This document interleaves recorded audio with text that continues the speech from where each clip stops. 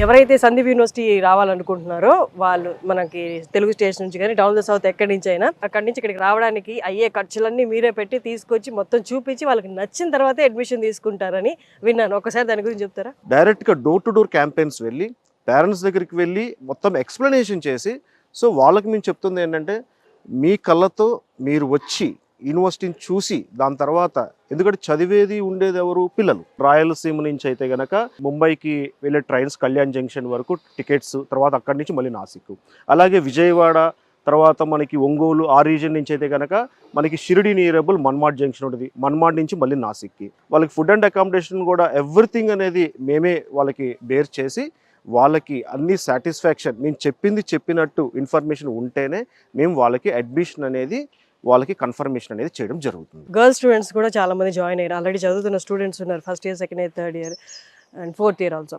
So ఇప్పుడు join అవ్వాలి అనుకున్న వాళ్ళు నాసిక్ కదా, అంత దూరము, మరి సెక్యూరిటీ ఎలాగా, ఇక్కడ పరిస్థితులు ఎలా ఉన్నాయి నాసిక్లో అండ్ యూనివర్సిటీలో అన్నదానికి ఒక్కసారి మీ మాటల్లో.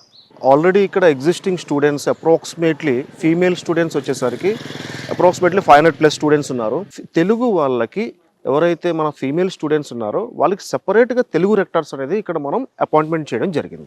తెలంగాణ అండ్ ఆంధ్రప్రదేశ్లో ఆల్మోస్ట్ ఆల్ డిస్ట్రిక్ట్స్లో ఉన్నాయి. లైక్ తెలంగాణలో వచ్చేసి మనకి సూర్యాపేట డిస్ట్రిక్ట్లో ఉంది, నెక్స్ట్ నల్గొండ డిస్ట్రిక్ట్లో ఉంది, సిద్దిపేటలో ఉంది, ఖమ్మం, వరంగల్. ఇలా ఆంధ్రప్రదేశ్ తీసుకుంటే మనకి విజయవాడ, కర్నూలు, అనంతపూర్, కడప, ప్రతి ప్లేస్లో ఆఫీస్ అనేది ఎస్టాబ్లిష్ అయ్యి ఉన్నాయి sir. I don't know what thought came into your mind and you started this foundation and 10,000+ students are studying under your university. The Sandeep University has been enacted by Government of Maharashtra by its State Assembly.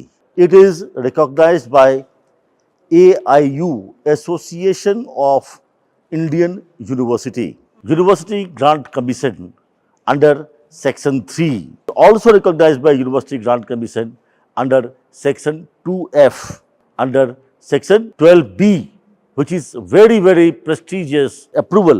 Hardly 30 universities in the country are recognized by the University Grant Commission under Section 12B.